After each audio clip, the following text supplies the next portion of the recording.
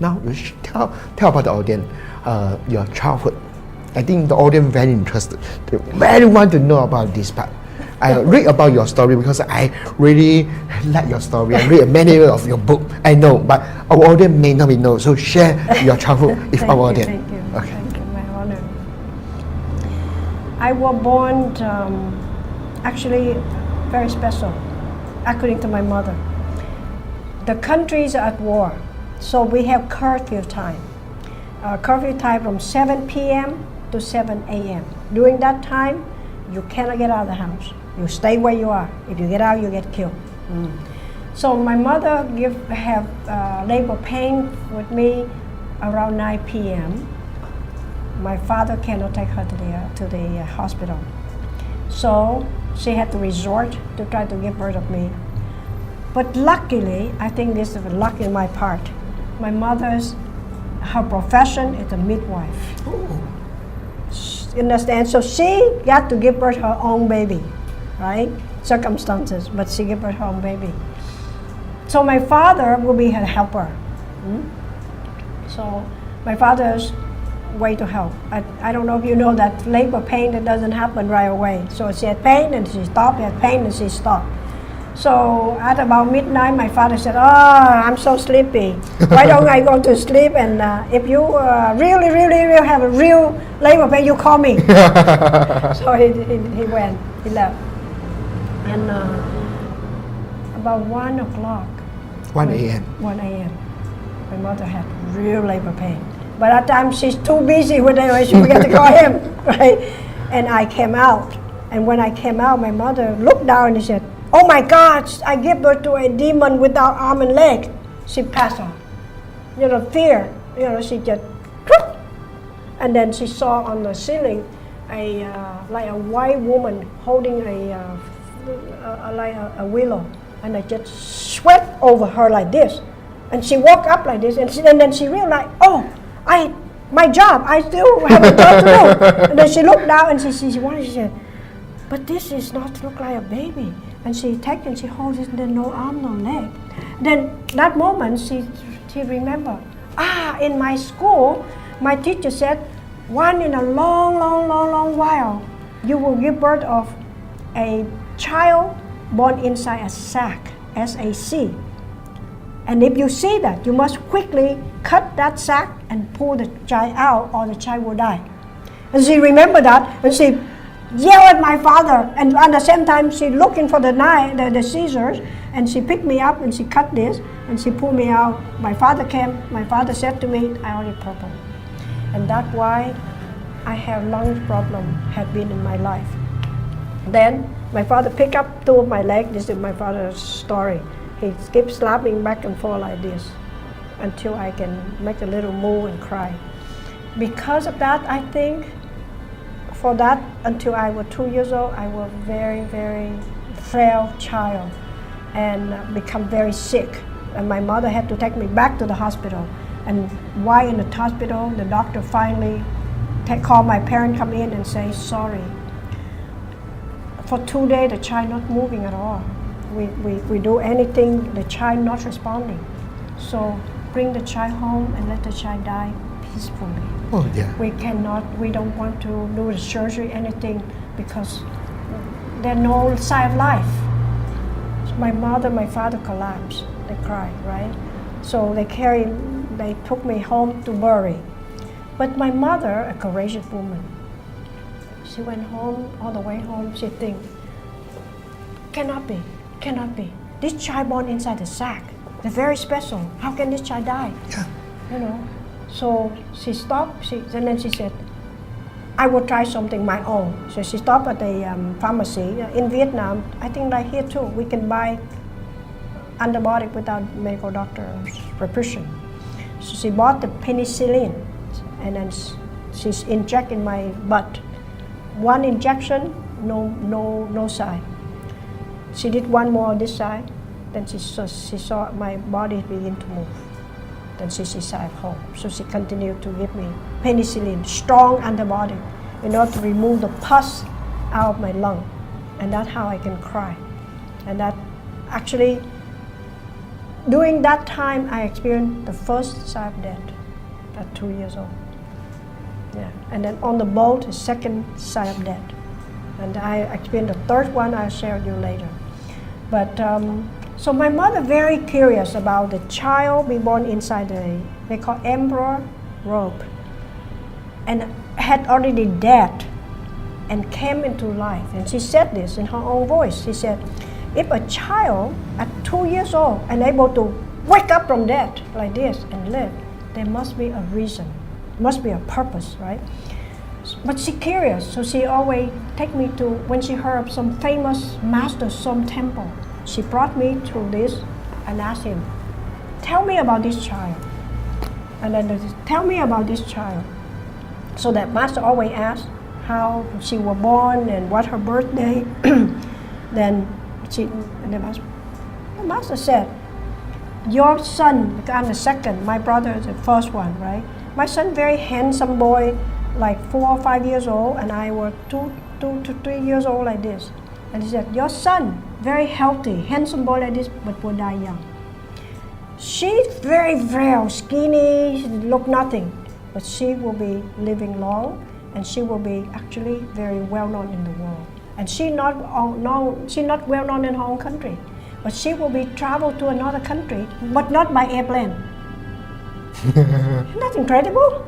Yes. At 2, 3 years old, said she will not make the trip by airplane, but by a different means with very much suffering. But this is that what bring forth her courage and wisdom and skillful means to help people. So you watch her life. And my mother now 97 years old. And she always told me, I watch your life. And exactly what the master told me. It's interesting, huh? It's because of this, since you're young, your mother was a Buddhism already. Oh, really? Then you learn from. Yes. Oh, it's a very great story. Now, 观众朋友们，你明白了吗？Dr. Kinley 其实是生长在一个佛教的家庭，小时候他母亲就已经把这个佛教的思想灌输给他。很不可思议的，在他2岁的时候，竟然师父告诉他的母亲说，以后将来他会出国，可是不是坐飞机出去的。诶，这符合了他刚才我们跟观众朋友们讲述他的人生经历，真是很不可思议哦。其实，在社会上有很多不可思议的事情，只是你有没有接触得到。接下来我们再问 Dr. Kenny 关于他对佛教的看法。OK， 来 share with us how you feel about Buddhism. Buddhism saved my life. Yes. However, the Buddhism I learned and experienced it not from texts, but from my own life. So because of suffering, because the way I grew up in the war, witnessed the death of my own family members, the death of my own school friends, neighbors, and seeing the destruction of the country and the madman of the politicians, political people, I tend to turn inward. And I go to temple. I go with my mother. We went with my mother to temple a lot, and I usually sat and look at the Buddha face, so peaceful, and the gong, the bell, you know. But I know the Buddhism is more than the peaceful face of the Buddha and the gong, the bell. What is that? And I want to know. Then one day I had a dream. You know, I had many dreams. And one woman came to my door and opened her hand and showed me the mandala. And inside that mandala, she Om Mani Padme Hum. Oh. Yeah. So that's created such impression in my mind. So I begin to read more sutras. So Vietnam had Theravada and Mahayana. Before that dream, do you heard about Om Mani Padme Hum already? No. So that is the first time Yes. in your dream you heard about that. I think it's initiating me into the compassion path. Yes. I think so. Because this woman, I believe also the same woman who showed up on the boat. And the same woman showed up when I was born. Oh. Do you understand the link? It's Yeah. really a miracle. Yeah, I get it's something about this. You know, there are connection, interdependent. Yeah.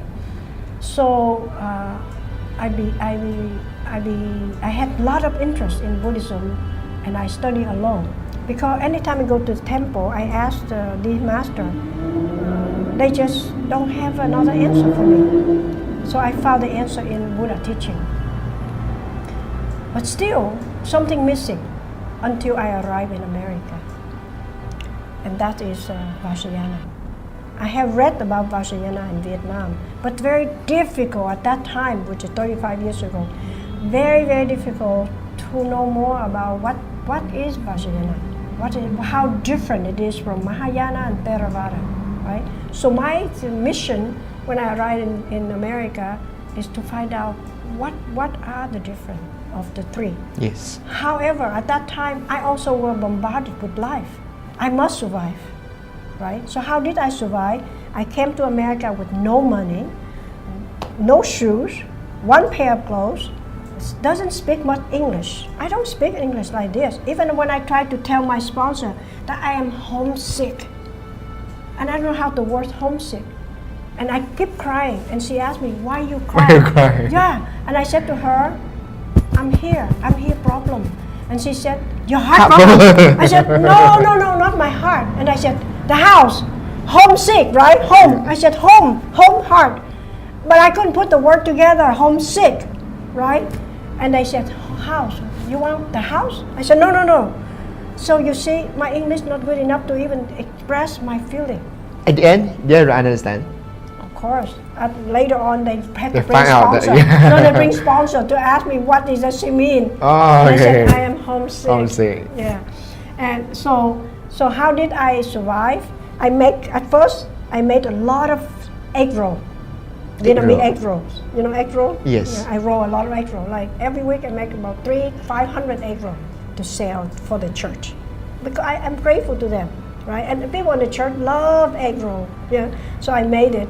And when they see I made so beautiful egg roll, they said, we sell for you to make money for you. So I make egg roll. And then they see that I bring food to the temple, to the church. Then they eat it. They said, wow, you make very good, beautiful food. Why don't you begin to cook for the party, for our party? And then later I said, oh, why don't you cook for my wedding? Oh, you know what I mean? Oh, why don't you cook for my graduation? And so that I begin to do cooking, right? For party, for graduation, for marriage, for this and that. Then I also deliver newspaper. Yeah, morning newspaper for the neighbor to earn living. So slowly. It's very hard, yes. Very hard life. I even clean houses. Yeah. So when I start to clean houses is when I start. It's like a journey. You went through everything Correct. until today. Correct. Yeah. That's why I feel very confident and competent when any patient come in front of me or any student come in and they start to say, doctor, I was raped. What should I do? I'm so much pain. You know. I know. I understand. Doctor, I escaped my country. I understand. Doctor, I grew up in a very poverty country. I understand. Doctor, I had lost my job. I have no money.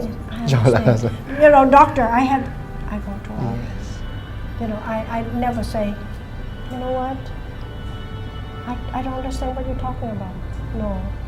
Every situation I do.